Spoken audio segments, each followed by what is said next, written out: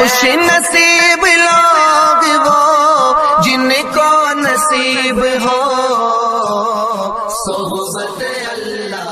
راہ ولی میں وہ تاثیر دیکھی، بدلتی ہزاروں کی تقدیر دیکھی۔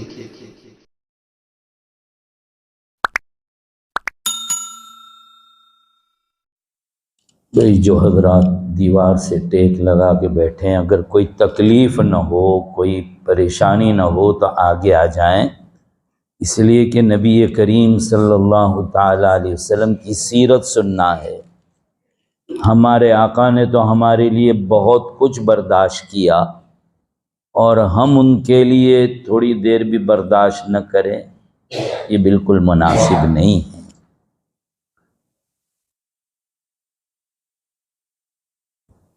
الحمد للہ نحمده ونستعینه ونستغفره ونؤمن به ونتوکل علیہ ونعوذ باللہ من شرور انفسنا ومن سیئات اعمالنا من يهده الله فلا مضل له ومن يضلله فلا هادي له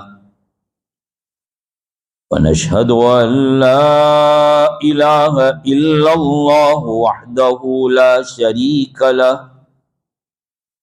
ونشهد أن سيدنا ونبينا ومولانا محمدا عبده ورسوله صلى الله تعالى على خير خلقه محمد وعلى آله وأصحابه أجمعين اما بعد فاعوذ باللہ من الشیطان الرجیم بسم اللہ الرحمن الرحیم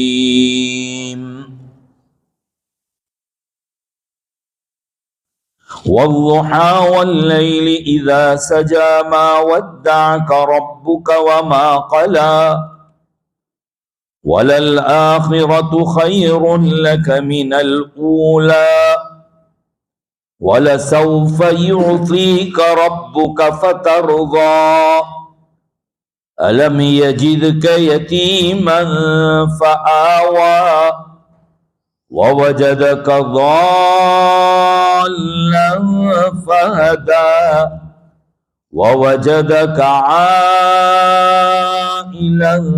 فَأَغْنَى فَأَمَّا الْيَتِيمَ فَلَا تَقْهَرْ وَأَمَّا السَّائِلَ فَلَا تَنْهَرْ وَأَمَّا بِنِعْمَةِ رَبِّكَ فَحَدِّثْ۔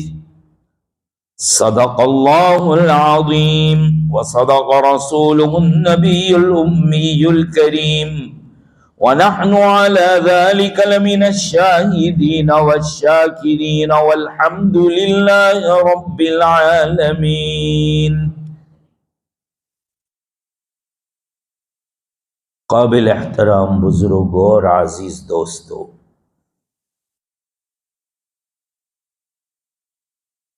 جب جمعہ میں حضور پاک صلی اللہ تعالی علیہ وسلم کے خاندان مبارک کا تذکرہ کیا تو ہمارے امام صاحب اور ان کے صاحبزادے گلے پڑ گئے کہ تیری چھٹی کا دن جو ہے وہ ہم کو دے دے۔ بہت بہانے کیے کہ ٹریفک جام ہوگا، روڈ بھرے ہوئے ہوں گے، میں نہیں آ پاؤں گا، بچنے کی کوشش تو کی، لیکن کسی بھی طریقے سے منوا لیا کہ تجھے آ کر سیرت سنانی۔ میں اپنی خوش نصیبی سمجھتا ہوں کہ نبی کریم صلی اللہ تعالی علیہ وسلم کی سیرت کے نام پر ہم جمع ہوئے۔ اللہ تبارک و تعالی کچھ ایسی باتیں کہلوا دے جو ہم سب کے حق میں فائدہ مند ثابت ہوں، اور کہی سنی باتوں پر اللہ تعالی ہمیں عمل کی توفیق نصیب فرمائے۔ اللہ کے رسول صلی اللہ تعالی علیہ وسلم کی سیرت مبارکہ یعنی پوری آپ کی حیات اور پوری زندگی اور پوری لائف کو سیرت کہا جاتا ہے۔ اب آپ کی زندگی دیکھی جائے، حیات اور عمر مبارکہ دیکھی جائے تو 63 سال کی۔ اگر ایک ایک منٹ بھی تذکرہ کریں تو 63 منٹ تو اسی میں چلی جاوے، لیکن نہ آج تک آپ کی سیرت کا کوئی حق ادا کر سکا ہے، نہ قیامت تک کوئی ادا کر سکے گا۔ اور کون ہے کہ جو نبی کریم صلی اللہ تعالی علیہ وسلم کی شایان شان، یعنی جیسی آپ کی شان ہے، آپ کی ذات ہے، آپ کی صفات ہے، کون اس کا حق ادا کر سکتا ہے؟ اس کے مطابق کون بیان کر سکتا ہے؟ میں اکثر یہ کہتا ہوں کہ سیرت کو سنانے کے لیے سیدنا جبرائیل علیہ السلام جو تمام فرشتوں کے بھی سردار ہے، ان کی زبان چاہیے کہ جو بالکل معصوم ہے، جو فرشتے ہیں، فرشتے کبھی گناہ نہیں کرتے، پاک ذات کا تذکرہ کرنے کے لیے بھی پاک ذات کی ضرورت ہے۔ ورنہ ہمارا حال تو یہ ہے کہ فارسی میں ایک شاعر نے کہا کہ 1000 بار بشویم دہن ز مشک و گلاب، ہنوز نام تو گفتن کمال بے ادبی است۔ 1000 مرتبہ بھی میں اپنے منہ کو مشک اور گلاب سے دھوؤں، مشک اور گلاب سے کلی کروں، تب بھی یہ پاک نبی تیرا پاک نام لیتے ہوئے ڈر لگتا ہے کہ کہیں بے ادبی نہ ہو جائے۔ یہ تو حق انہی کا ہے کہ وہ کر سکتے ہیں۔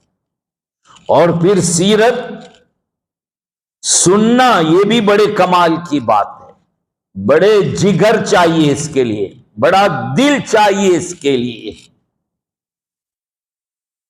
اللہ کے نبی صلی اللہ تعالی علیہ وسلم نے سب سے پہلا جب اپنا بیان سنایا، اپنی دعوت سنائی، گویا اپنی سیرت سنائی، نبی جو پیغام لے کر آئے، جو دعوت لے کر آئے، اس پیغام کو اپنے رشتہ داروں کو جمع کر کے سنایا، اور وہ لوگ یہ کہنے لگے سننے والے کہ ہم نے آپ کو بار بار آزمایا ہے، ہم نے آپ کو امین، امانت دار اور سچا پایا ہے، اس زبان سے کبھی جھوٹ نہیں نکلا۔ یہ اقرار بھی کرتے ہیں، لیکن جب ایک جملہ، ایک لائن سنائی، ایھا الناس قولوا لا الہ الا اللہ تفلحوا، اے لوگو کلمہ پڑھ لو، اعلان کر دو کہ اللہ کے سوا کوئی عبادت کے لائق نہیں، اعلان کر دو۔ تم جن بتوں کے چکر میں پڑے ہو، جن خداؤں کو تم نے اپنے ہاتھوں سے گھڑ لیا ہے، مٹی اور پتھر کا، جن کو تم نے معبود بنا رکھا ہے، وہ نہیں، معبود اللہ تبارک و تعالی ہے۔ یہ اعلان کر دو، یہ کلمہ پڑھ لو۔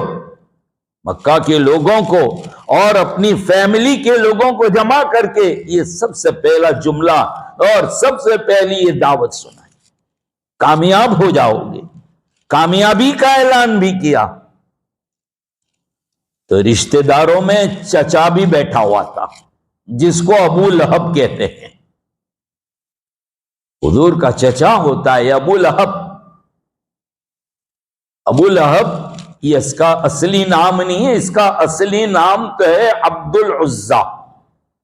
عزا مشرکوں کا ایک بت تھا، قرآن کریم نے بھی اس کا تذکرہ کیا، افرأیتم اللات والعزا ومناۃ الثالثۃ الاخری، یہ 3 بڑے بتوں کا تذکرہ کیا، لات، منات اور عزا۔ تو عبد العزا گویا یہ بتوں کا بندہ تھا۔ ابو لہب یا تو اس کا رنگ لال لال تھا، بہت ہی لال جیسا تھا، اس وجہ سے اس کو کہا کہ لال رنگ والا، یا تو یہ ہے کہ وہ جو باتیں کرتا تھا بہت جوشیلی ہوتی تھی، جس کو ہماری گجراتی میں کہتے ہیں آگ جھرتی وانی، شعلہ بیاں، تو وہ بھی ایسے ہی کچھ جوشیلے بھڑکاؤ وہ باتیں کیا کرتا تھا، اس وجہ سے اس کو ابو لہب کہا گیا۔ یہ حضور کا چچا ہے، ایمان نہیں لایا تھا اور آخر تک نہیں لایا۔ یہ اس نے جب یہ سنا تو کا نعوذ باللہ کہنے لگا تبا لک الہذا جمعتنا، تو برباد ہو جائے، تیرے ہاتھ ٹوٹے، نعوذ باللہ، تو نے اس لیے ہمیں جمع کیا تھا یہ سنانے کے لیے۔ دیکھو پہلی دعوت، پہلا کلمہ یہ سنایا، چچا جیسا چچا غصے ہو گیا۔ حالانکہ یہ وہ چچا ہے کہ جس نے جب سنا تھا کہ میرے بھائی عبداللہ کی یہاں بیٹا پیدا ہوا ہے، یعنی حضور پاک صلی اللہ تعالی علیہ وسلم، تو بھتیجے کی خوشی میں اپنے غلام کو آزاد کر دیا تھا، لیکن جب یہی بھتیجا بڑا ہوا، نبوت ملی اور نبی بن کر جب پہلی دعوت دی، سنایا، تو نعوذ باللہ یہ بد دعائیں دینے لگا۔ حضور پاک صلی اللہ تعالی علیہ وسلم نے تو جواب نہیں دیا اس کا، آپ خاموش رہے۔ اللہ رب العزت نے قرآن کریم کی سورت نازل کر دی جس میں اس کی بد دعا کا جواب دیا اور بد دعا کو اسی پر پلٹایا۔ تبت یدا ابی لہب وتب ما اغنا عنہ مالہ وما کسب۔ ابو لہب، اس کی بیوی بھی اللہ کے نبی صلی اللہ تعالی علیہ وسلم کی شان میں بے ادبی کرتی تھی، گستاخی کرتی تھی، گالیاں بکتی تھی اللہ کے نبی صلی اللہ تعالی علیہ وسلم، پتھر کے مارنے آتی تھی، یہاں تک کہ اس کے دو بیٹے، انہوں نے شادی کی تھی نبی پاک صلی اللہ تعالی علیہ وسلم کی دو بیٹیوں سے، عتبہ اور عتیبہ،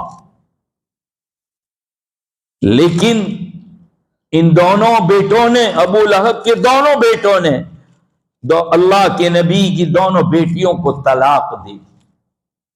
اللہ تعالیٰ نے ان پر جنگلی جانور مسلط کر دیے جو بھر مجمع کے بیچ میں یہ سوئے ہوئے تھے، اور جانور گویا ڈھونڈتے ہوئے آئے اور اٹھا کر لے گئے۔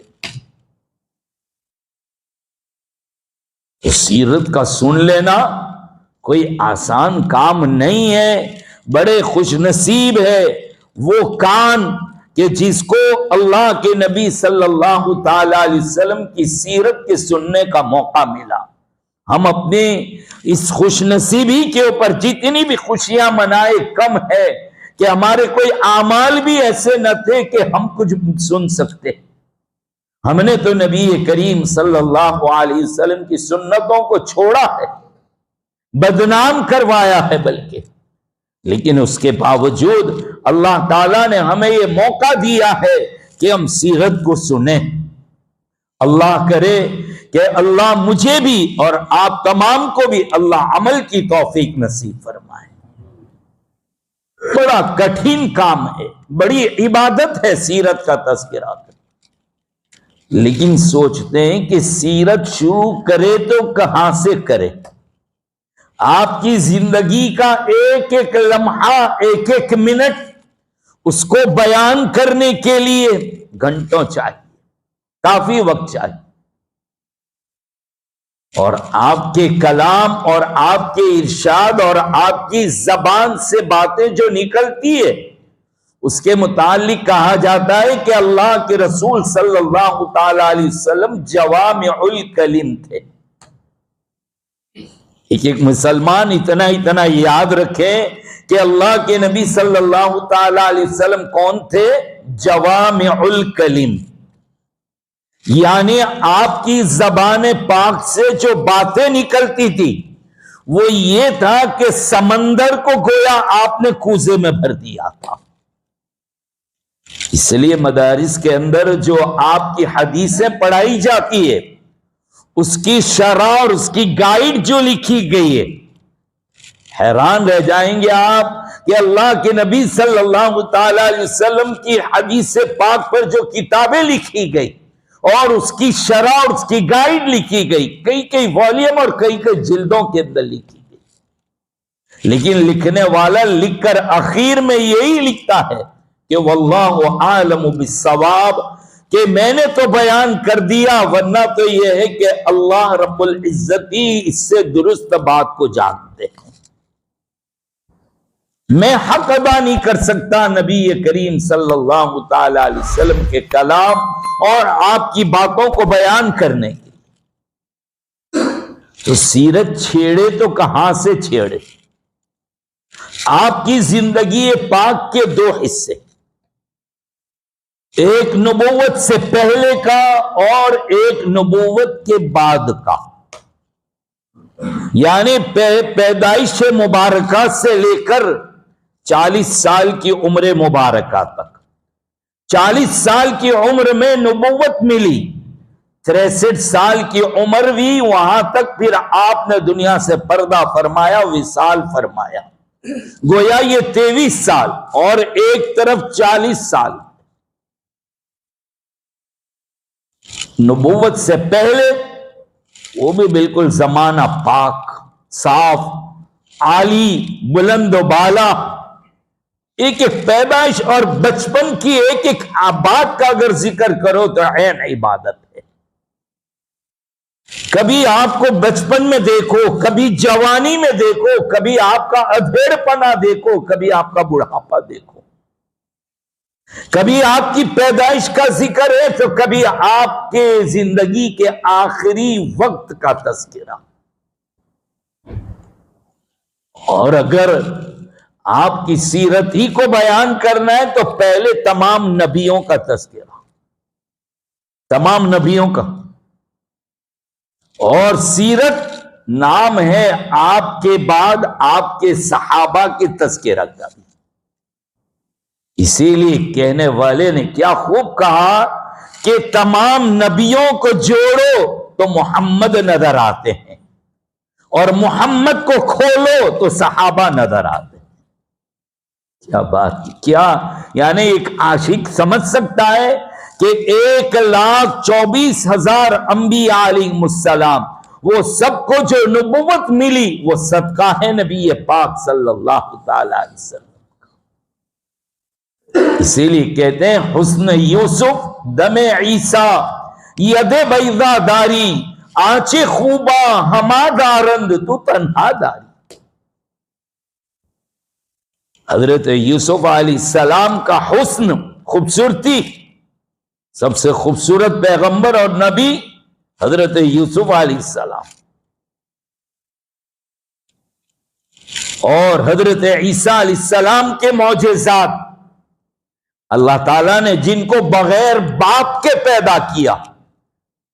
حضرت عیسیٰ پیغمبر ہے، عیسائی لوگ جن کو اپنا پیغمبر مانتے تھے حضرت عیسیٰ علیہ السلام۔ مسلمان کو یہ بھی معلوم ہونا چاہیے کہ عیسیٰ علیہ السلام یہ بھی ایک اللہ کے پیغمبر ہے، ان کو اللہ نے زندہ آسمان پر اٹھا لیا ہے۔ جب دنیا میں دجال آئے گا اس وقت حضرت عیسیٰ علیہ السلام دنیا میں اتریں گے، دمشقس جس کو دمشق کہتے ہیں اس کی مسجد کے منارے پر آپ فرشتوں کے ساتھ آئیں گے، پھر وہاں سے سیڑھیوں کے ذریعے نیچے اتر کر آئیں گے، اور دجال کا جب پیچھا کریں گے مقام لد میں جا کر دجال کو قتل کریں گے۔ پھر ان کو کیوں اٹھا لیا؟ اب یہ مستقل قصہ، ان کے دشمن یہود تھے اور یہودیوں نے آپ کو مارنے کا پلان بنایا، تو اس وقت جو لینے کے لیے آیا اسی کی شکل اللہ نے حضرت عیسیٰ جیسی کر دی ٹیمپرری، اور حضرت عیسیٰ کو فرشتوں کے ذریعے سے اوپر اٹھا لیا، اور یہ لوگوں نے حضرت عیسیٰ علیہ السلام کی بجائے جو لینا آیا تھا اس کو سولی پر چڑھا کے قتل کر دیا۔ آج بھی عیسائی یہ مانتے ہیں کہ عیسیٰ کو تو ہماری وجہ سے ان کو قتل کر دیا گیا، سولی پہ چڑھا دیا گیا اور ہمارے گناہ پاک ہو گئے، ہم گناہوں سے پاک ہو گئے۔ یہ آج کا عیسائی یہ بھی مانتا ہے، قرآن منع کرتا ہے وما قتلوا وما صلبوا، نہ قتل کیا گیا نہ ان کو سولی پر چڑھایا گیا، ان کو مغالطہ لگ گیا، بلکہ بر رفعہ اللہ الیہ، اللہ نے انہوں زندہ آسمان پہ اٹھا لیا۔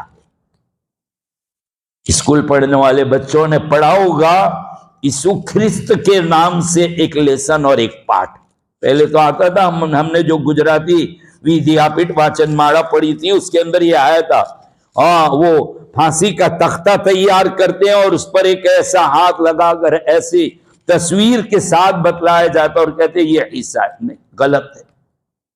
ان کو کوئی پھانسی، یہ اللہ کی قدرت ظاہر ہوئی کہ اللہ نے انہیں زندہ آسمان پر اٹھا لیا۔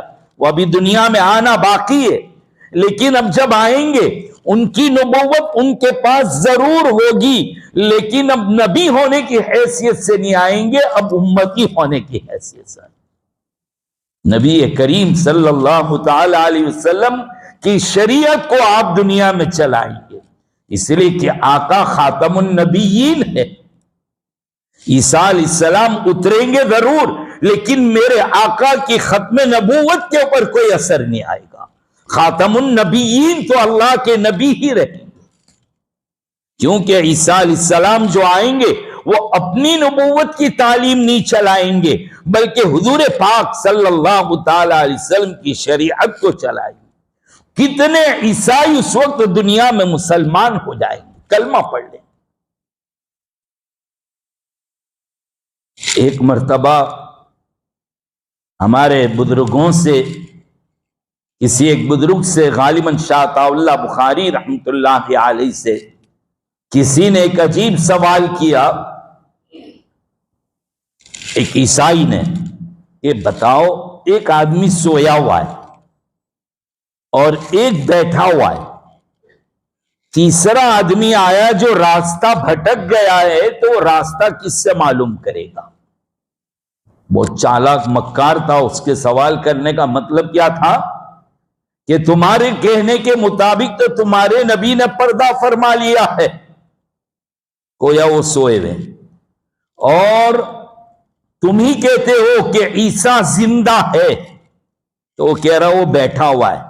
اس کا یہ خیال تھا کہ یہ سوال کا جواب نہیں دے سکیں گے، پریشان ہو جائیں گے، اور یہ کہہ دیں گے کہ جو راستہ پوچھنے آیا وہ سوئے ہوئے سے نہیں پوچھے گا، جاگتے ہوئے سے پوچھے گا، تو اب میں کہوں گا کہ لو عیسیٰ جاگتے۔ وہ عالم بھی بڑے عقل والے تھے، کہا اچھا یہ رونگ سائڈ جا رہا ہے۔ فوراً کہا کہ وہ جو جاگتا ہوا بیٹھا ہوا ہے نا، وہ بھی سوئے ہوئے کے انتظار میں ہے کہ یہ کب اٹھے اور میں اس سے راستہ معلوم کروں۔ اس لیے مولویوں کے جلدی پالے نہ پڑا کرو، یہ جب پکڑ لیتے کہیں نہ کہیں سے۔ مولانا قاسم نانوتوی رحمت اللہ علیہ، ان کا مناظرہ اور بحث ہو گئی تھی دیانند سرسوتی سے۔ وہ تو حضرت کے نام سے چمک کر بھاگتا تھا، لیکن ایک مرتبہ سامنا ہو گیا، بیٹھے، بہت مکار تھا، بات بنانے والا آدمی تھا۔ وہ سمجھا یہ بھی کوئی ایسے ہی ہے، دونوں بیٹھ کے باتیں کر رہے تھے کہ گرم گرم ہوا چلی، اور جدھر سے ہوا چل رہی تھی وہ مدینہ شریف کا رخ تھا۔ تو کہنے لگا کہ دیکھا یہ تمہارے مدینہ سے ہوا آ رہی ہے ادھر کی طرف سے، اس لیے بہت گرم گرم ہے، اگر کاشی کی طرف سے چلی ہوتی تو بڑی ٹھنڈی ہوا آتی۔ حضرت نے جواب دیا کہ جی بھائی بات تو تیری برابر ہے، لیکن سن لے، بات یہ سن لے کہ جو ہوا کاشی سے چلی ہو لیکن جب مدینہ پہنچتی ہے تو گرم ہوا بھی ٹھنڈی ہو جاتی ہے، اور مدینہ سے چلی ہوئی ہوا جب کاشی ہو کر آتی ہے تو وہاں نحوست کا عالم یہ ہے کہ وہ ہوا بھی وہاں گرم ہو جاتی ہے۔ اللہ والوں کو اللہ تعالیٰ نے یہ صلاحیت دی ہے۔ خیر بہرحال میں تو سیرت پاک سنانا چاہ رہا ہوں نبی کریم صلی اللہ تعالی علیہ وسلم، اللہ کے رسول صلی اللہ تعالی علیہ وسلم کی سیرت بہت ایک وسیع مضمون ہے، پڑھنا چاہیے ہم مسلمانوں کو۔ ہمارے گھروں میں سیرت کی وہ کتابیں ہوں کہ جو روزانہ پڑھی جائے، ہمارا بچہ اس سے واقف ہونا چاہیے۔ اور آج کے دور میں تو بہت ضروری ہے، صرف نعرے بازی لگانے سے کرنے سے حق ادا نہیں ہوتا، ہاں پڑھنا پڑے گا، عملی زندگی بنانی پڑے گی۔ ذرا آپ دیکھیے نا میرے آقا کی تعلیم اور سیرت نے کیا خوبیاں تھی، کیسا ماحول بدل دیا۔ مکہ کے وہ لوگ کہ جن کی ہر منٹ کا ایک نیا بت، شراب جن کی گھٹیوں میں پڑا ہوا تھا۔ جب بھی اس دور کے حالات لکھتے ہیں تو کوئی لکھنے والا کیا لکھتا ہے؟ زمانہ جاہلیت، اتنے جاہل قسم کے لوگ تھے کہ آپ تصور بھی نہیں کر سکتے کہ اس قوم کو کوئی سدھار بھی سکتا تھا۔ لیکن یہ اللہ کے نبی صلی اللہ تعالی علیہ وسلم ہی کا معجزہ ہے کہ نبی پاک صلی اللہ تعالی علیہ وسلم نے 23 سال کے شارٹ ٹائم میں، مختصر سے ٹائم میں، 23 سال پورے عرب کیا پوری دنیا کا رنگ ہی بدل ڈالا، نقشہ بدل ڈالا۔ یہ معجزہ تھا، یہ کمال تھا میرے آقا نبی کریم صلی اللہ تعالی علیہ وسلم۔ چلیے بات یہ ابتدائی اگر ہوئی تو یہ کافی لمبی ہو جائے گی، قصہ مختصر۔ اللہ کے رسول صلی اللہ تعالی علیہ وسلم کی پیدائش مبارکہ کب ہوئی ہے؟ عیسوی سن کے اعتبار سے دیکھا جائے تو 570 عیسوی میں آپ صلی اللہ تعالی علیہ وسلم کی پیدائش ہوئی۔ اسلامی ربیع الاول کا مہینہ ہے، ابھی اسلامی کیلنڈر نہیں ہے، مہینوں کے نام تو پہلے سے چلے آ رہے ہیں، لیکن اسلامی کیلنڈر جو بنا ہے وہ اللہ کے نبی صلی اللہ علیہ وسلم نے جب مکہ چھوڑا اور مدینہ منورہ کو اپنا وطن بنایا تو مکہ چھوڑ کر جب مدینہ شریف آپ گئے ہیں تو اس کو ہجرت کہتے ہیں۔ وہاں سے اسلامی کیلنڈر کی ابتدا ہوئی اور سن ہجری کہتے ہیں۔ یہ اسلامی تاریخ، اسلامی کیلنڈر، اس کی ابتدا یہاں سے ہوئی۔ اللہ کے نبی صلی اللہ تعالی علیہ وسلم آپ کی پیدائش مبارکہ ربیع الاول، یعنی یہ جو مہینہ چل رہا ہے نا اسلامی کیلنڈر کا، اس کو ربیع الاول کہتے ہیں۔ یہ تیسرا مہینہ ہے سال کا، پہلا محرم، دوسرا صفر، تیسرا یہ ربیع الاول۔ تو ربیع الاول کی تاریخ کون سی؟ بہت سی تاریخ ملتی ہے، تاریخ کے اندر علماء کا اختلاف ہے، بعضوں نے 8 بتائی، بعضوں نے 9 بتائی، بعضوں نے 12، بعضوں نے اس کے علاوہ بھی۔ یہ کیوں اختلاف ہو رہا ہے وہ بھی سمجھ لیجئے۔ جب کوئی شخص جب دنیا میں پیدا ہوتا ہے تو اس کی وجہ سے پتہ نہیں چلتا کہ یہ بہت بڑی ہستی ہے، اس وقت تو پتہ نہیں چلتا۔ جب وہ بڑا ہوتا ہے اور کارنامے پیش کرتا ہے، جب لوگوں کو پتا ہوتا ہے کہ یہ تو اتنی بڑی ہستی، پھر اس کے بچپن کو کھودا جاتا ہے، کریدا جاتا ہے، پھر یاد رکھا جاتا ہے۔ اللہ کے نبی صلی اللہ تعالی علیہ وسلم جب پیدا ہوئے، آپ تو یتیم تھے، آپ کے والد بزرگوار حضرت عبداللہ کا انتقال ہو چکا تھا، آپ اپنی امی کے پیٹ میں تھے۔ اسی وقت آپ کے ابا حضرت عبداللہ ان کا انتقال ہو گیا۔ باپ کا انتقال جب ہوا تو اس وقت آپ کے ابو کی عمر 18 سال تھی۔ وہ اپنے سسرال مدینہ منورہ آئے ہوئے تھے، یہاں گھر میں پتہ بھی نہیں تھا دادا عبد المطلب کو۔ جب ان کے چاچا حارث وہ لینے کے لیے پہنچے مدینہ منورہ، تب پتا چلا کہ عبداللہ کا انتقال ہو گیا۔ تو گویا اللہ کے نبی صلی اللہ تعالی علیہ وسلم دنیا میں یتیم تشریف لائے۔ کیوں یتیم پیدا کیا؟ اللہ تعالیٰ نے ہمارے نبی کو یتیم کیوں پیدا کیا؟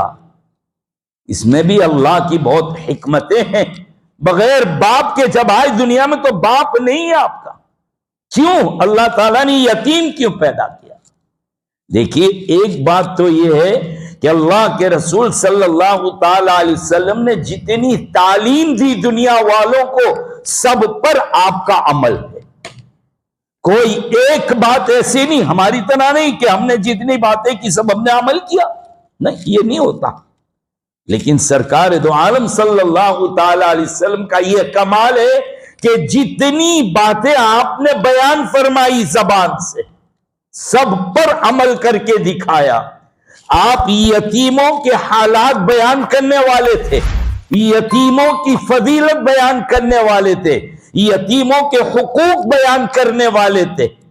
بیان تو کرتے لیکن آپ کا اس پر عمل نہ ہوتا تو ناقص رہ جاتی، ادھوری بات رہ جاتی، اس لیے اللہ نے آپ کو یتیم بنایا۔ دوسری بات، انسان کو پڑھانے میں، لکھانے میں، بڑا بنانے میں کس کا ہاتھ ہوتا ہے؟ ماں باپ کا۔ عام طور پر ایک انسان جو بڑا بنتا ہے تو بڑا بنانے میں اس کے ماں باپ ہی تو خرچ کرتے ہیں، ماں باپ ہی تو پلان بناتے ہیں، وہی تو پروگرام بناتے ہیں، وہی تو پڑھاتے ہیں، بڑھاتے ہیں، وہی تو اوپر لے جاتے ہیں۔ ماں باپ ہی کا کمال ہوتا ہے۔ یہ بات ہے کہ آج کی اولاد اس کو سمجھتی نہیں ہے، لیکن کمال تو ماں باپ ہی کا ہوتا ہے۔ اللہ کے نبی صلی اللہ تعالی علیہ وسلم کو اتنا بڑا رتبہ دینا تھا، اتنا بڑا مقام دینا تھا، اللہ نے یتیم پیدا کیا کہ عام طور پر تو باپ بناتا ہے بڑا، یہ تو باپ ہی نہیں ہے دنیا کے اندر۔ باپ نہیں ہوتا تو ماں فکر کرتی ہے، لوگوں کے کپڑے دھو کے، لوگوں کے برتن دھو کر، لوگوں کی یہاں جھاڑو پوتا کر کے، وہ کما کما کر اپنی اولاد کو پڑھاتی ہے، لکھاتی ہے۔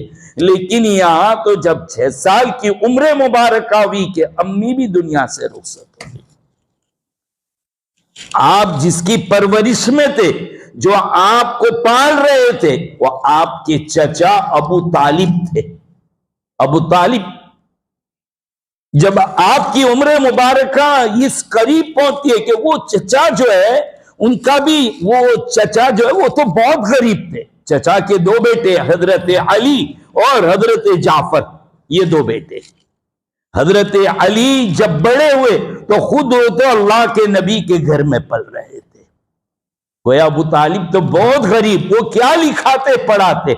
اللہ رب العزت یہ بتلانا چاہتے ہیں کہ میں نے میرے نبی کو جو مقام عطا فرمایا، نہ اس میں باپ کی محنت کا دخل، نہ ماں کی محنت کا دخل، یہ میرے کمال کا ہے سب۔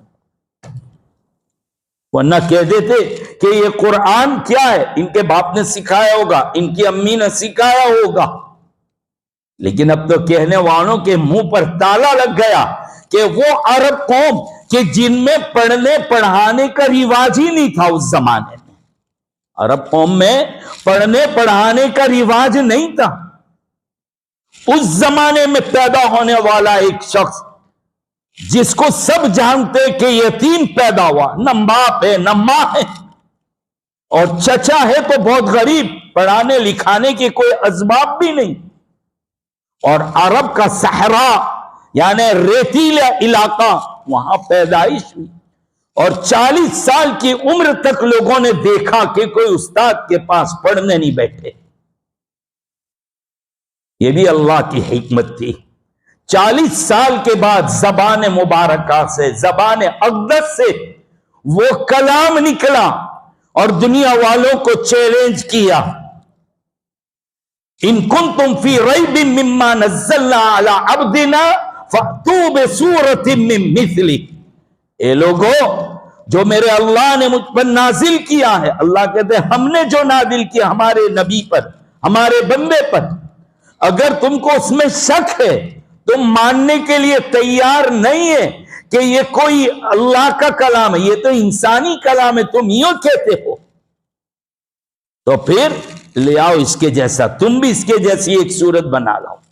قرآن بہت زبردست چیلنج کرتا ہے۔ قرآن یہ کہتا ہے آ جاؤ پوری دنیا کے پڑھے لکھے لوگوں، ایک جگہ پر جمع ہو جاؤ، اپنے یاروں کو، اپنے مددگاروں کو بلا لو اور قرآن جیسی ایک سورت اور ایک آیت بنا کے لاؤ۔ آج 1450 سال ہو گئے، کوئی ایک آیت بھی نہیں بنا سکا اور نہ قیامت تک کوئی بنا سکے۔ اور ابھی ہمارے امام صاحب نماز میں پڑھ رہے تھے وقال الذین کفروا لا تسمعوا لهذا القرآن، کہ کفاروں نے کہا جب قرآن نازل ہوا تو کفار یوں کہتے تھے کہ اس قرآن کو مت سنو، شور کرو کہ قرآن کی آواز دب جائے۔ یعنی جس دن سے قرآن نازل ہوا اس دن سے لے کر آج تک قرآن کی آواز کو دبانے کی پوری طاقت لگا دی، پورا خرچ کر ڈالا، قرآن کو مٹانے، قرآن کو دبانے، قرآن کا گلا گھونٹنے نے پوری کوشش کر لی۔ کیسے کیسے لوگ آئے، کچھ تو آستین کے سانپ بھی نکلے، ہے نا؟ کیسے سانپ تھے جنہوں نے دیش میں آ کے اپنا مذہب ہی بدل ڈالا۔ اب تو اس کو اس نام سے پکارتے ہوئے مجھے شرم آتی ہے، تیاگی صاحب بن گئے اسلام کو تیاگ کر۔ ہاں، اور کیا کہنے لگے 26 آیتوں کو نکال دو، اس کے اندر یہ ہے وہ ہے۔ اللہ نے کہا ہم تجھے ہی نکال دیتے، تیری ضرورت ہی نہیں ہے، اللہ نے تو نکالا ہی نکالا۔ اوہو، جن پر تکیہ تھا وہی پتے ہوا دینے لگے۔ ارے سمجھ رہے نا؟ ہاں، سمجھدار لوگ ہیں آپ لوگ۔ ہاں، بہت کود رہا تھا کمبخت، رویا بھی، خوب اسٹنٹ کیے، خوب ناٹک کیے، کہ جن کے بھروسوں پر کیا تھا وہ سب دور چلے گئے، کوئی نہیں ہے۔ یہ اللہ کی پھٹکار اور یہ اللہ کا عذاب آیا۔ قرآن جب نازل ہوتا تھا لوگ تالیاں بجاتے تھے، سیٹیاں بجاتے تھے کہ قرآن سنا نہ سکے کوئی، اتنا شور کرتے تھے۔ لیکن کیا ہو گیا، جتنا گلا دبایا اتنا ہی گویا قرآن ابھر کر اوپر آیا، اور الحمدللہ آج قرآن کے حافظ بننے بنانے کا جو رواج اور ماحول ہوا ہے، اللہ تعالیٰ ہر گھر میں حافظ پیدا فرما۔ یورپ، انگریز، انگلینڈ والے اس دھرتی پر آئے تھے اور دھرتی پر آنے کا مقصد اسلام کو مٹانا، لیکن یہی علماء جو مدرسوں میں بیٹھے ہوئے تھے یہی نکل کر آئے اور انگریز کے ساتھ جنگ آزادی لڑی۔ جنگ آزادی 1800 کی صدی سے بھی پہلے ہمارے علماء نے پانی پت اور بالاکوٹ کی وادیوں سے پوچھو، دہلی سے لے کر پانی پت تک کے پورے درختوں سے پوچھو، جنگ آزادی جو لڑی ہے وہ جو آپ لوگوں نے اتہاس میں پڑھا ہے نا، یہ سب طفیلی لوگ ہیں، ایک بھی نہیں اندر سے تھے تو ہمارے علماء جن کو سور کے چمڑے میں لپیٹ کر تیل کی اکلتے ہوئے تیل کے اندر ڈالا گیا، پھانسی کے پھندوں پر جن کو لٹکایا گیا، لیکن ایک نے بھی غداری نہیں کی، سب نے اس ملک کو مل کر آزادی دلائی۔ آزادی دلانے والے دوسرے تھے اور کرایہ دار جو آئے وہ اپنے آپ کو دیش پریمی بتلا رہے ہیں۔ کریے میرا موضوع اور ٹاپک کبھی نہیں، ورنہ ادھر چھڑ جائے تو ادھر چلے جائیں گے ہم۔ لیکن جو سیرت والے لوگ تھے انہوں نے ہی ملک کو آزاد کرایا، انہوں نے بھگتا ہے، انہوں نے پھانسی کھائی ہے۔ ورنہ جن کے نام آتے ہیں یہ سب 1922 کے بعد آئے، سب 1922 کے بعد آئے، اس سے پہلے نہیں۔ اس سے پہلے تو ہمارے اکابر علماء ہیں، اسلام مسلمانوں نے اس ملک کے اندر اپنی قربانیاں دی۔ مستقل ایک اتہاس سے بھلا دیا گیا، دھیرے دھیرے دھیرے سب نکال دیا گیا، اور ہم لوگوں کے پاس بھی پڑھنے کی فرصت نہیں ہے کہ سینہ تان کر کہہ سکے کہ ہم اس ملک میں کرایہ دار نہیں ہیں، غدار نہیں ہیں، بے وفا نہیں ہیں، ہم تو ایسے وفادار ہیں کہ ہمارے باپ داداؤں کا وہ خون پڑا ہوا ہے کہ جہاں سے مٹی اٹھا کر سونگ لوگے ہمارے باپ دادا کی وفاداری کی خوشبو نظر آئی. کبھی ہم نے پیٹ نہیں دکھائی. خیر، اللہ کے رسول صلی اللہ تعالی علیہ وسلم جب پیدا ہوئے دنیا میں تو آپ یتیم تھے. آپ کے والد جن کا نام، ابو کا نام عبداللہ اور امی کا نام آمینہ تھا. جمعہ میں نے بتلایا تھا کہ آپ کی پیدائش کے وقت کی برکتیں کیسی تھی. سرکار دو عالم صلی اللہ تعالی علیہ وسلم جب دنیا میں پیدا ہوئے روتے ہوئے نہیں آئے. عام طور پر بچہ روتا ہوا آتا ہے، اور یہ رونا بھی بہت بڑی نعمت ہے. نہ روئے تو کم بخت ڈاکٹر ہاسپٹل میں جمع کروا دیتا ہے، اور نہیں روتا تو مار مار کے بھی رلاتے، تھپڑ پڑتی ہے رو. ہاں، کہا دنیا میں آیا ہے روتا ہوا، اور دنیا سے جا تو ہنستا ہوا جا. ساری دنیا روئے گی تیرے اوپر کہ اتنا اچھا آدمی اللہ والا چلا گیا. دنیا میں میرے آقا جب آئے تو ہنستے ہوئے تشریف لائے. بتلا دیا دنیا والوں تمہارا رونا بند، دنیا کے ٹینشنوں کو چھوڑ دو، فکروں کو چھوڑ دو. میں رلانے کے لیے نہیں، میں ہنسانے کے لیے آیا. جنت کی ہنسی اور جنت کی خوشیاں تمہارے چہروں پہ دینے کے لیے آیا. صبح صادق جب اندھیرا مٹ رہا تھا، صبح وہ روشنی فجر کی پھوٹ رہی تھی، اس وقت آئے کہ اب دنیا کے اندھیرے دور ہوں گے، دنیا میں اجالا اور روشنی ہوگی. اسلام کی تعلیم میں اندھیرا نہیں ہے، اسلام کی تعلیم میں روشنی اور اجالا ہے. نبی پاک صلی اللہ تعالی علیہ وسلم جب پیدا ہوئے، اللہ تعالیٰ نے آپ کو ختنہ کی بھی تکلیف نہیں دی. آپ ختنہ کیے ہوئے دنیا میں پیدا ہوئے. خوبصورت، ایسا آج تک کسی نے دیکھا نہیں. اللہ کے نبی صلی اللہ تعالی علیہ وسلم، وہ عربی کا ایک شعر ہے کہ وہ اجمل منک لم تلد النساء، آپ سے زیادہ خوبصورت کسی ماں نے کبھی جنا ہی نہیں. خلقت مبرأ من کل عیب، اللہ نے تمام عیبوں سے آپ کو پاک پیدا فرمایا تھا. کأنک قد خلقت کما تشاء، ایسا پیدا کیا جیسا کہ آپ خود اپنے لیے چاہتے تھے. اتنا خوبصورت. یا صاحب الجمال و یا سید البشر من وجهك المنیر لقد نور القمر لا يمكن الثناء کما کان حق. وہ بادس خدا بزرگ تو یہ قصہ مختصر. ہاں، کیا کہہ رہے ہیں؟ او خوبصورتیوں کے والی، یا صاحب الجمال، اور انسانوں کے سردار، تحقیق کے تیرے چہرے انور کی چمک سے چاند کو بھی بھیک ملی ہے. ابھی امام صاحب پڑھ رہے تھے نا، والضحی واللیل اذا سجا. اللہ قسم کھا رہے ہیں، قسم ہے چاش کے وقت کی، قسم ہے رات کی اندھیری اور تاریکی کی. لیکن ایک عاشق ترجمہ کیا کرتا ہے، کیا کہتا ہے؟ قسم محبوب تیری پیشانی سے نکلنے والی چمک کی، قسم محبوب تیری زلفوں کی سیاہی کی. یعنی آقا کے بال مبارک کہ جو زلفیں تھی، جو سیاہی تھی، اللہ رب العزت اس کی قسم کھا رہے. والضحی واللیل اذا سجا.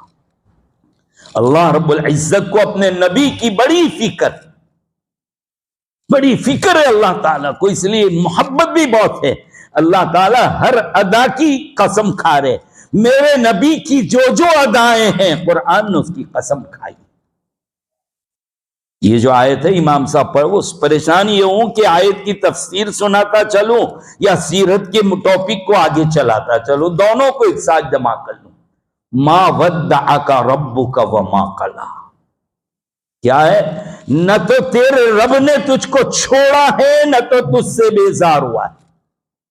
دیکھو انصاف کی بات، قاعدے کی بات.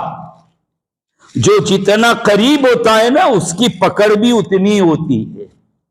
کہا آپ کی محبت ایک طرف، لیکن محبت اسی کو کہتے ہیں کہ بگڑنے نہ دیا جائے، بات بات پر تنبیہ کی جائے.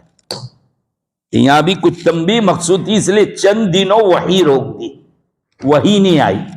تو کفاروں نے تانا دیا کہ لو ان کے ہم نے تو چھوڑا تھا، ان کے اللہ نے بھی اس کو چھوڑ دیا، ہم تو بیزار تھے ہی اس سے، ان کا اللہ بھی ان سے بیزار ہو گیا.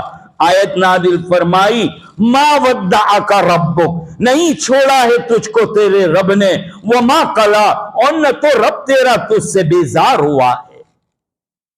ما ودعک ربک وما قلا وللآخرۃ خیر لک من الاولی، تاکہ کہ تیری دنیا اس سے آخرت بہتر ہوگی، یا دنیا کی پہلی زندگی اس سے بعد میں آنے والی تیری زندگی بہتر ہوگی. جب جب بھی کوئی ایسی بات ہوئی اللہ نے جواب دیا، انا اعطیناک الکوثر فصل لربک وانحر ان شانئک هو الابتر. اللہ کے نبی صلی اللہ تعالی علیہ وسلم کے 4 بیٹے ضرور ہے، لیکن کوئی بیٹا جوان نہیں ہوا، بچپن ہی میں انتقال ہو گیا. عام طور پر لوگ کہتے ہیں یہ آدمی جو بڑا بنا ہے نا تو اس کے بیٹوں کا بہت سپورٹ ہے، یہاں تو بیٹے پہلے سے لے لیے. اور کفار تانا دینے لگے کہ لو اس کی تو اولاد ہی ختم ہو گئی، یہ مشن جو پروگرام لے کر آیا ہے کون چلائے گا اس کا مشن، کون چلائے گا اس کا پروگرام، ختم، یہ ختم، اس کی اولاد تو گئی، یہ ختم ہوا، مرے گا اس دن گویا اس کا دین اور مذہب بھی مر جائے گا. اللہ تعالیٰ نے ان لوگوں کو بھول بھلیاں کر دیا جو میرے نبی پر یہ الزام لگا رہے تھے. اور نبی کی اولاد روحانی یعنی علماء، قرآن حافظ ہونے والے، علم دین پڑھنے والے، یہ سارے روحانی اولاد، یا سید جو آپ کی بیٹی حضرت فاطمہ الزہرا رضی اللہ تعالیٰ عنہا سے چلے، اللہ تعالیٰ نے ان سے نسل کو کیسا آباد کیا. کوئی پیٹ سے نکلی اولاد اتنی نسل کو نہیں بڑھاتی جتنی یہ بیٹی فاطمہ کی نسل چل گئی، یعنی سید لوگ. بہرحال اللہ کے نبی صلی اللہ تعالی علیہ وسلم بڑے حسین، بڑے جمیل، بڑے خوبصورت. اگر آپ کی خوبصورتی کا تذکرہ کرنا شروع کر دو کہ آپ کتنے خوبصورت تھے، اللہ اکبر، کیا خوبصورتی میں کہاں سے تذکرہ کرنا پڑے گا؟ سر مبارک سے لے کر کے پیر مبارک تک، جس میں سر کا تذکرہ، بالوں کا ذکر، آنکھوں کا ذکر، بھوں مبارک، پیشانی، اور آپ کے ہونٹ، آپ کی ناک، آپ کے دانت، آپ کے گال مبارک، آپ کے شولڈرز، آپ کا سینہ، آپ کا پیٹ، آپ کی پیٹھ، آپ کی ران، آپ کے گھٹنے، آپ کی پنڈلیاں، آپ کے پیر اور پیر کے تلوے اور پنجے. اب بتلائیے اس میں کتنا وقت جائے گا؟ اللہ کے نبی صلی اللہ تعالی علیہ وسلم کی سیرت تو سنتے رہتے، ذرا یہ بھی سن لو نبی پاک صلی اللہ تعالی علیہ وسلم کے متعلق. اللہ کے نبی صلی اللہ تعالی علیہ وسلم کا قد نہ بہت لمبا تھا نہ ٹھیکنا. ٹھیکنا ہو تو بھی لوگ ستاتے ہیں کہ ایک بل لسیا ہے، اور لمبا ہو تو کہ تار کا تیسرا بھاگ. لیکن اللہ کے نبی صلی اللہ علیہ وسلم درمیانی قد کے تھے، درمیانی قد کے. لیکن یہ بھی ایک معجزہ تھا کہ چاہے کتنے بڑے قد کا پوری مجمع میں، پوری مجلس میں کوئی بیٹھا ہو، اللہ تعالیٰ قدرتی طور پر آپ کا قد اس سے بھی بڑھا دیتے تھے کہ میرے نبی سے روحانی طور پر تو کوئی آگے نہیں بڑھ سکتا، جسمانی طور پر بھی آگے نہیں بڑھ سکتا. تھے درمیانی قد کے، لیکن جب سب بیٹھے ہوتے تو سب سے اونچے آپ ہی نظر آتے تھے. سرکار دو عالم صلی اللہ تعالی علیہ وسلم کا سر مبارک گول تھا، مدور گول تھا آپ کا سر. اب اپنے اپنی ٹوپیاں اتار کے گھر جا کے سر دیکھ لئیو کہ کیسا ہے میرا ماتھا. اور آپ کا سر مبارک بڑا تھا، کیوں؟ یہ بڑا ہونا نشانی تھی کہ آپ بہت ہوشیار اور ذہین ہیں، اسی لیے کہتے ہیں متھوڑا بہت بڑا ہے. میں دیکھ کے سمجھ گیا تھا کہ اس کا متھا بہت بڑا ہے، یعنی بہت ہوشیار ہے. سرکار دو عالم صلی اللہ تعالی علیہ وسلم کا سر مبارک گول تھا اور بڑا تھا. آپ بال رکھنے کے عادی تھے، بال رکھتے تھے. بال کیسے تھے؟ آپ کے بال نہ تو بالکل سیدھے اور نہ تو گھنگریالو جیسے وہ حبشیوں کے ہوتے ہیں نہ ویسے بھی نہیں، اور بالکل پلین نہیں. ہمارے جوان آج کل کروا نا وہ چپیے لگا کے پھرتے کمبا، عجیب ہوتے. بال رکھنے پر آتے تھے کم وقتوں کو یہ بھی نہیں معلوم تھا بال رکھنے کے کیسے. آج کل تو بڑے عجیب یہاں سے کٹے ہوئے صاف اور اوپر رکھ لیتے ہیں، جیل بیل لگا کے جاتے تھے، ایسا لگتا ہے کہ ٹوائلٹ دھونے کا برش لگا رکھا ہے اوپر. سرکار دو عالم صلی اللہ تعالی علیہ وسلم بال رکھتے تھے پیشانی سے لے کر کے گردن تک. آپ کے بالوں کا نام ہے وفرا لما جمہ. یہ کان کی لو سے ذرا اوپر، پھر کان کی لو تک اور آدھی گردن تک بال آتے تھے، آدھی گردن تک. اس سے اوپر ہوتے، اس سے بڑے ہوتے، آپ کٹا لیتے تھے اس کو، پھر لیول میں لے لیتے، پھر وہ بڑھتے، پھر گردن پر آدھی گردن پر آتے، آپ اس کو اوپر اٹھوا لیتے. اور جو بعض لوگوں نے ایک دم لٹیا رکھ کر یہ اس کو نام دے دیا ہے زلفے، نہیں جناب، یہ نہیں، یہ بھی بے ادبی، یہ تو گستاخی ہے. اور سرکار دو عالم صلی اللہ علیہ وسلم کے بال مبارک ایسے تھے جیسے کبھی ہلکی ہلکی ہوا چل رہی ہو اور نہر اور ندی کے کنارے پر جا کے بیٹھے اور وہ ہوا چلتی ہو تو پانی کیسا لگتا ہے، یہ موج لیے ہوئے کتنا پیارا منظر لگتا ہے، لوگ دیکھنے جاتے ہیں اس کو. بس سرکار کے بال دیکھو تو یہ عالم تھا.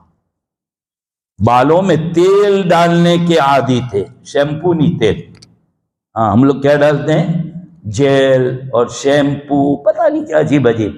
اب تو غسل خانوں میں سے صابن بھی غائب ہو گیا، اب تو وہ باڈی کا بھی لوشن اور جیل آ گیا. انگلینڈ گیا تو وہاں پر باتھ روم میں گیا، میں نے کہا بھائی صابن، تو وہی بڑے بڑے بوتل لا کر دے دیے کہ یہ سر میں ڈالنے کا، یہ بدن پہ لگا. توبہ لا حول ولا قوۃ الا باللہ. اچھا کہ انڈیا سے صابن لے کر ہی گیا تھا میرے پسند کا، تو وہ صابن لے کر گیا نا، پھر غسل کیا. میں نے کہا یا اللہ یہ کیا آفت بلا آ گئی. اور وہ جیل پہلے تو یہ سمجھ میں نہیں آ رہا تھا کم بخت کو لگاوے اتنی لے کہ اتنا لے وے. صابن تو ماشاءاللہ جم کے ہم لگا لیتے ہیں بلا تکلف، لیکن اب اس کو لگاوے تو کتنی لگاوے. ایسا نہ ہو کہ زیادہ استعمال کر رہا ہے تو گھر والے کہیں کہ کون بیوقوف آ گیا تھا، استعمال بھی کرتے نہیں آیا. ایک تو نئی چیز استعمال کرتے ہوئے ڈر بھی بہت لگتا ہے، اس لیے کوئی جگہ آئٹم کھانے میں بھی نئی ہوتی تو پہلے میرے تو طریقہ ہے کہ دیکھتا ہوں کہ ہاں بھائی کھانے کا کیسے، ہاتھ سے کھانا ہے، چمچے سے لیمبو ڈال کے کھانا ہے یا ویسے ہی کھا لینا، ورنہ سب ہنسیں گے کہ الو کا پٹھا آیا تھا. خیر چلیے، تو نبی پاک صلی اللہ علیہ وسلم زیادہ بال رکھوانے کے عادی تھے. آپ نے کتروائے اور منڈوائے بھی ہیں لیکن عمرہ اور حج کے موقع پر. لیکن تیل ڈالنے کے عادی تھے، خوب تیل ڈالتے، اتنا تیل ڈالتے تھے کہ آپ ٹوپی کے نیچے کپڑا رکھتے تھے، وہ تیل کا اثر کپڑے پر اس سے نکل کر آپ کی ٹوپی مبارک پر، اور ٹوپی سے چل کر آپ جو صافہ اور امامہ باندھتے تھے اس کے اوپر بھی تیل کا اثر آتا تھا. ثابت یہ وہ ہمیشہ ٹوپی پہننے کے عادی تھے. سفر میں بھی ہمیشہ ٹوپی پہنی ہے، اور آپ اپنی جگہ، اپنے علاقے، اپنے وطن میں بھی رہے تو ٹوپی پہنی. مسلمانوں ٹوپی پہنو، ٹوپی پہنو، تمہاری پہچان ہوگی کہ تم مسلمان ہو، اسی سے تو ہماری ایک پہچان باقی. اس لیے ہم تو کہتے ہیں آپ ریاض صاحب سے، امام صاحب سے کہ مسجد میں ٹوپیاں رکھوانا ثواب نہیں ہے، گناہ کا کام ہے.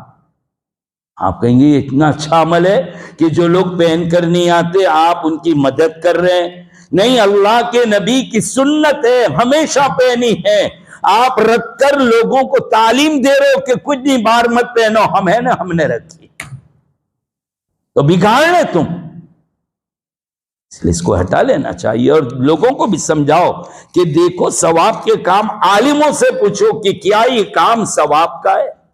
دیکھو معاف کرنا جن لوگوں نے پہنی ہے، میں معافی چاہتا ہوں، ان سے پہلے معافی چاہتا ہوں. ذرا باہر نکل کے اتار کے سونگھنا کہ کتنی اچھی خوشبو آ رہی اس میں سے. جی بدبو آتی ہے، کوئی دھوتا نہیں ہے، میل جمع ہوا ہے. اب آپ امام اور مودودی کو گالیاں دیں گے کہ یہ دھوتے نہیں ہے تو ہم کیا کریں؟ یہ سارا کام انہوں نے لے رکھا ہے. کل تو ٹی شرٹ میں بدبو آئے گی تو وہ بھی دے جائیں گے آپ. اس لیے یہ ٹوپیاں، میں پوچھتا ہوں کیا ہم یہ ٹوپی پہن کے کوئی کی میت میں جائیں گے؟ محلے میں پھر سکتے ہیں، شادیوں میں جائیں گے، جو شاندار کوٹ پٹلون پہنا ہے اس کے ساتھ یہ ٹوپی کتنی خوبصورت لگی. نہیں، نبی والے ہو، رسول والے ہو، حضور کے عاشق ہو، آج سے ارادہ کر لیں کم از کم جیب میں تو ضرور رکھوں گا کہ مسجد کی ٹوپی استعمال نہ کرنا پڑے. کم از کم اتنا تو آج سیرت میں کچھ لے کر مت جاؤ، اتنا ہی لے کر جاؤ کہ نہیں میں نبی کا غلام ہوں، میرے سے غلطی ہو رہی تھی، آج میری آنکھ کھل گئی، میرے نبی نے ہمیشہ ٹوپی اوڑھی ہے. نہیں اوڑھتے آپ، خیر وہ اور بات ہے، لیکن یہ بھی نہیں کہ بالکل آپ مسجد میں. اب تو فیشن چلی ہے باقاعدہ. ابھی مغرب میں نے جہاں نماز پڑھی، میرا دل اتنا وہ ہوا کہ میں کھڑا ہو جاؤں، اور جوان جو شیطان کو ہرا کر، شیطان کو شکست دے کر مسجد میں آگے نماز پڑھنے کے لیے. ہاں جوان کتنے قیمتی ہے، یہ ہمارے جوان بہت قیمتی ہے، ان کی جوانی. شیطان کو لات مار کے، شیطان کو ہرا کر آگے. لیکن حال یہ ہے کہ اندر آ کر بھی وہ بال والی اکڑ نہیں جاتی، ٹوپیاں پہننے کو تیار نہیں، کھلے سر نماز پڑھنے، کھلے سر. اب کہنے جاتے تو جواب کیا ملتا ہے؟ مولانا بغیر ٹوپی کے نماز نہیں ہوتی. میں نے کہا بغیر ٹوپی کے تو کیا، بغیر بنیان اور بغیر شرٹ کے بھی ہو جائے گی، بغیر بشٹ کے، بغیر کرتے کے، بغیر بنیان کے، صرف ناپ سے لے کر گھٹنوں تک کا چھپا دیا نماز ہو جائے گی. اس کو ستر کہتے ہیں. لیکن یہ کیوں پہن کر آتے ہو؟ دیکھیں خراب لگتا ہے تو یہ بھی خراب ہے. ہاں ٹوپی کیا ہے، میں ذرا بتلا دوں، ایک مثال دوں. بھائی کھانے کے لیے بیٹھتے ہو، نمک اور مرچی کم ہو تو کیا کرو گے تم لوگ؟ ادھم مچاؤ گے کہ نہیں؟ ہاں گھروں میں جھگڑے ہوتے، بیگم کو مار پڑتی ہے، شرم نہیں آتی، آج کہاں گئی تھی، کیا ہوا، نمک نہیں ڈالا، مرچی نہیں ڈالی. ارے اللہ کے بندے کھانا ہے کہ نہیں ہے؟ یہ ہے نہیں، میرے گلے میں نہیں اترتا. تو ایک طرف اچار، کچمبر، پاپڑ، مربع، چٹنی، کتنی خوبصورتی ہوتی ہے، کتنا دھکا ہوتا ہے جب جا کے وہ کھانا جو آپ کی بیگم نے اچھا پکایا وہ اترتا ہے. تو نماز کے لیے جو ہے نا یہ ٹوپی، یہ بھی وہی ہے کہ اتنے اچھے کپڑے پہنے، نماز کو کامیاب بنانے کے لیے ٹوپی بھی رکھی گئی جو میرے نبی کی سنت ہے. نبی نے ہمیشہ اسے استعمال کیا ہے. ہر جگہ کا ایک یونیفارم ہوتا ہے کہ یونیفارم. آفسوں میں، اسکولوں میں آپ اپنے بچوں کے لیے کتنے پیسے بھرے یونیفارم کے. تو یہ ٹوپی ہم مسلمانوں کا، نمازوں کا، مسجد کا یونیفارم ہے. ارادہ کر لو کہ اب رکھیں گے اپنے پاس انشاءاللہ، اور صاف ستھری ٹوپی اوڑھیں گے انشاءاللہ. بہرحال اللہ کے رسول صلی اللہ تعالی علیہ وسلم تیل لگانے کے، بال رکھنے کے، کنگھی کرنے کے عادی تھے، لیکن ہمیشہ نہیں کہ حجام کی دکان پہ گئے اور پانی چھیڑ کے ایسا شروع کر دیا. نہیں، اپنے گھر میں ہاں وہ پانی والے ہاتھ لگا دیتے، پہلے سے تیل لگا ہوا ہوتا. کنگھی بھی فرماتے تو سیدھی طرف سے. حدیث پاک میں آتا ہے ان اللہ یحب التیامن، اللہ ہر چیز میں رائٹ سائڈ، داہنی چیز کو پسند فرماتے، داہنی طرف سے کنگھا فرماتے تھے آپ. داڑھی میں بھی آپ صلی اللہ علیہ وسلم تیل لگا دیتے، کنگھی کرتے تھے. آپ کی پیشانی مبارک بہت چوڑی تھی، بہت چوڑی تھی. پیشانی دیکھ کر کہہ دیتا کوئی بہت خوش نصیب انسان ہے، بہت بڑا شخص ہے، یہ بہت ذہین اور ہوشیار ہے. اللہ کے نبی صلی اللہ تعالی علیہ وسلم کی بھوں مبارک بھراؤدار تھی، یہ بھراؤدار تھی.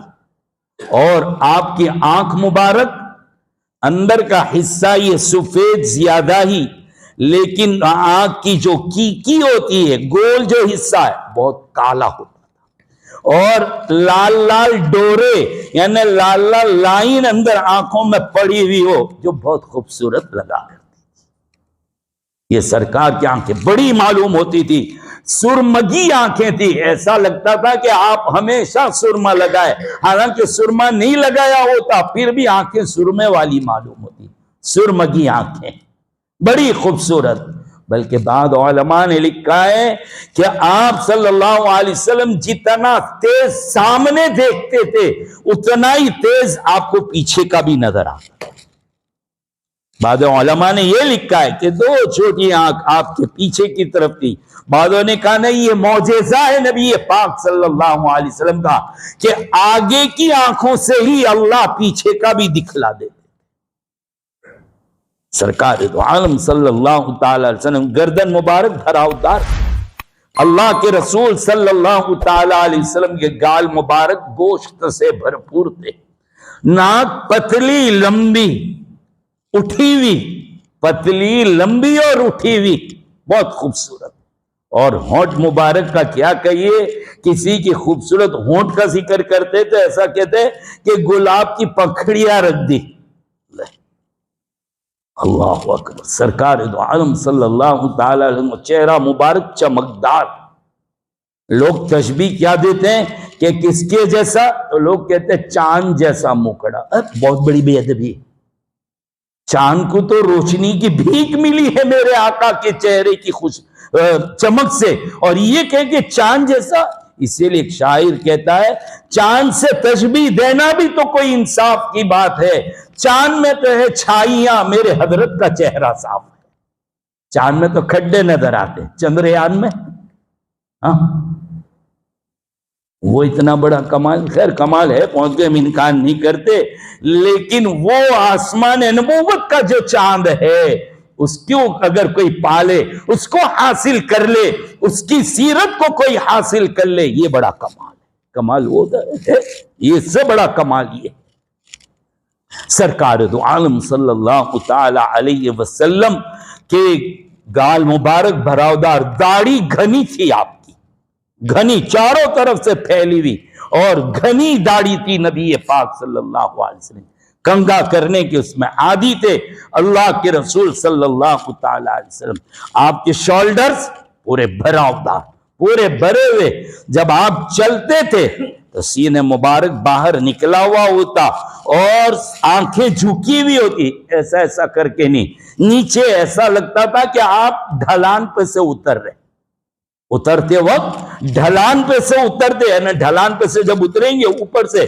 تو نگاہیں کہاں ہوگی، ٹیکرے پر سے اتریں گے، ٹیکرا سیڑھی تو نہیں، ٹیکرے پر سے اتریں گے، پہاڑی پر سے اتریں گے، ادھر ادھر دیکھنے جائیں گے تو بغیر سیڑھی کے لفٹ کے اندر نیچے آ جاؤ گے اور کمر بھی ٹوٹ جائے گی، لیکن آدمی نیچے دیکھ دیکھ کے قدم جمع، اللہ کے رسول صلی اللہ علیہ وسلم نظریں نیچے ہوتی تھی، اور فوجی کی چال، یہ فوجیوں کے پاس چال آئی کہاں سے، میرے آقا کی چال، ایک ایک قدم اکھاڑ کر نازنین کی طرح گھسیٹ گھسیٹ کر نہیں چلتے تھے، آتا ہے کہ گھسیٹ کے نہیں چلتے تھے، پیر مبارک اٹھا کر چلتے تھے، اللہ کے نبی صلی اللہ علیہ وسلم اکھاڑ کر چلتے تھے، اس طریقے سے لگتا تھا بہادر ہے۔ آپ کا رعب کوئی 1 مہینے کی دوری پر ہوتا اور آقا کے قریب آنا ہوتا تو اس پر رعب طاری ہو جاتا، لیکن محبت کا یہ عالم تھا کہ قریب آ کر بیٹھ جاتا تو اٹھنے کو جی نہیں چاہتا تھا، اٹھنے کو جی نہیں چاہتا تھا۔ سرکار صلی اللہ تعالی علیہ وسلم کے دانت مبارک ایسا لگتا تھا کہ جیسے موتی لگا دیے ہیں، 2 دانتوں کے درمیان میں ہلکی سی جگہ نور نکلتا تھا دانت مبارک میں سے، نور، حتیٰ کہ یہ کہیے کہ آپ کی بیویاں، ہماری مائیں امہات المومنین کہتی ہے اندھیری رات میں سوئی میں دھاگا ڈالنا ہوتا اور چراغ نہیں ہوتا، ہم آقا کے چہرے انور کے قریب چلے جاتے، دانت مبارک سے جو روشنی نکلتی تھی اس روشنی کے اندر ہم سوئی میں دھاگا ڈال دیتے۔ سوئی میں دھاگا ڈالنا آسان کام ہے، کبھی بی بی سی نے بیٹھی ہو تو کہہ دینا لا میں ڈال دیتا ہوں، تو لگا ایسا کرو گیا تو پھر نیچے سے نکل گیا، ہاں بیگم کے گلاؤ تھے تم کو تو اتنا بھی نہیں آتا، ان کو پریکٹس ہوتی ہے، جلدی ڈال دیتی، لیکن یہ ہے کہ سرکار صلی اللہ تعالی علیہ وسلم کے دانت مبارک سے نکلنے والی روشنی کے اندر سوئی میں دھاگا پیرو دیا جاتا تھا۔ اندازہ تو لگائیے کیسے خوبصورت دانت ہوں گے، کتنی چمک تھی میرے آقا کے۔ مسواک کرنے کے عادی تھے، مسواک کتنا کرتے تھے، حدیث شریف کی کتابوں سے معلوم ہوتا ہے کہ ایسا لگتا ہے کہ جتنی دیر آپ سوتے مسواک اتنی دیر بند ہوتا تھا، ورنہ مسواک ہمیشہ۔ کیسے؟ مسجد میں آئے تو قدم رکھنے سے پہلے مسواک، نماز شروع ہو رہی مصلی پر جا رہے پہلے مسواک۔ یہ ضروری نہیں کہ مسواک کیا تو کلی بھی کرنی پڑے گی، مسواک۔ ہاں کوئی آیا مسافہ کرنا ہے، مسواک۔ مسواک کی اتنی عادت تھی، بیویوں کے پاس جا رہے تو پہلے مسواک۔ ہم لوگ برش اپنے بچوں کو ٹھوکتے مارتے، برش کیا کہ نہیں، ہاں کولگیٹ لگا کہ نہیں، کون سی ٹیوب استعمال کرے، وہ مسواک کی عادت ڈالو۔ مسواک، اللہ نے کتنی جنگ کے واقعات کامیابی مسواک کی وجہ سے بدل دی۔ مسواک کو لائیے، مسواک کی عادت ڈالو، اپنے بچوں کو مسواک سکھلائیے، گھر میں بیویوں کو بھی لا کر دو مسواک، بیٹیوں کو لا کر دو، مرتے دم کلمہ نصیب ہوگا، اللہ بلغم اور کف کی بیماریاں دور کر دیں گے، منہ کی بدبو کو اللہ تعالیٰ دور کریں گے، قیامت کے دن اٹھیں گے اس حال میں کہ اللہ راضی ہوگا۔ مسواک کی عادت ڈالو، داڑھی کی عادت ڈالو۔ سینے مبارک پر بال کی ایک لائن تھی جو آپ کی خوبصورتی پیدا کر دیتی تھی، جو ناف تک بال گئے ہوئے تھے آپ کی توند نکلی ہوئی نہیں تھی، پیٹ مبارک اندر تھا نبی پاک صلی اللہ علیہ وسلم۔ پیٹ نکلتا ہے جب ضرورت سے زیادہ کھایا جائے، تھوڑے دن کے بعد دیکھتے ہیں کہ بہت موٹے تھے، بھائی کیا بات ہے، ادھر ڈائٹنگ پلان شروع کیا ہے، بیوقوفو ڈائٹنگ پلان۔ یہ کیا مصیبت ہے ڈائٹنگ؟ وہ تو ہم کو تو پہلے نبی نے بتلا دی ہے نا ڈائٹنگ۔ تو کیا پیٹ کے 3 حصے کرو، ایک پانی کا، ایک ہوا کا اور ایک کھانے کا، بس ایک حصہ کھاؤ ایک حصہ پانی پیو۔ اب ہم تو کتنے حصے کھاتے ہیں، بس ڈکار آؤ تو سب باہر نکلے، اتنا تو ہم کھاتے ہیں، اور کہتے طبیعت بہت بڑھتی ہے۔ تو پہلے کھا لیا ہے، ابھی تو آ جاؤ لائن پر۔ پہلے تو کھانے کے ٹائم فکس، ناشتہ ایک وقت پر، کھانا دوپہر کا اتنے بجے، رات کو اتنے بجے، بس یہ موٹے لوگ اتنے پر عمل کر لیں کہ کھانے کے ٹائم فکس کر لیں، کھانے کے ٹائم فکس۔ اور جو دسترخوان پہ کھا لیا بس، بعد میں کچھ کتنا بھی اچھا نہیں مل جاوے۔ ہم کو تو سموسے اچھے مل جاوے، ہاں صلابت پورے میں ذرا آگے نکلو تو ماشاءاللہ سموسے، جھاپا بازار چلے جاؤ، چوک بازار، قدم قدم پر اب اتنا کھائیں گے تو پھر باڈی بڑھے گی نہیں تو ہوگا کیا؟ صبح میں اٹھتے وہیں سے شروع۔ تو اللہ کے نبی صلی اللہ تعالی علیہ وسلم کا تون مبارک، پیٹ مبارک اندر کی طرف ران بھری ہوئی، پنڈلیوں میں گوشت تھا، اللہ کے نبی کے پنجے کے نچلا حصہ، تلوے، یہ بھی گوشت سے بھرپور تھے نبی پاک صلی اللہ تعالی علیہ وسلم کے۔ یہ بہت مختصر میں نے آپ کے سامنے آپ کے بدن مبارک کا تذکرہ کیا، پھر کبھی موقع ملا تو بچپن جوانی کی طرف جائیں گے۔ اللہ مجھے اور آپ کو اس پر عمل کی توفیق نصیب فرمائے۔ وآخر دعوانا الحمدللہ۔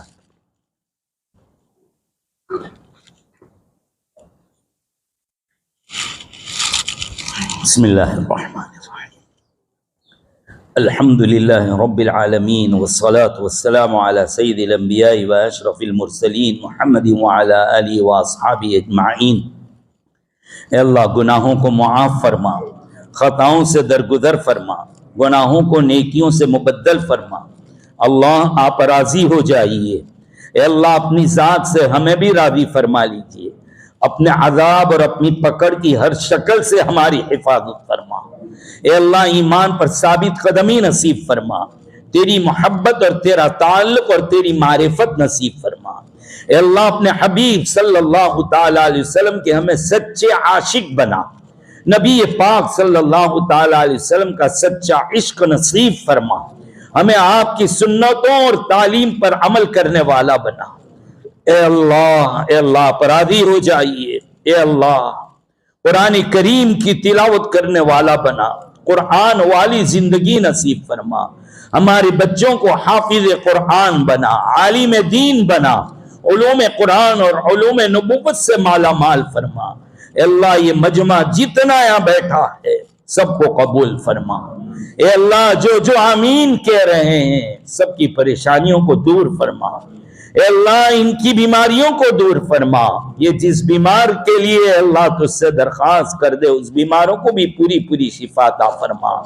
قرضداروں کے قرضے کی ادائیگی کا انتظام فرما، پریشان حالوں کی پریشانیوں کو دور فرما، امت مسلمہ کی حفاظت فرما۔ اے اللہ ہم مسلمانوں کے دین ایمان اور اسلام کی حفاظت فرما، ہمارے جان مال کی عزت آبرو کی ایمان اعمال کی حفاظت فرما۔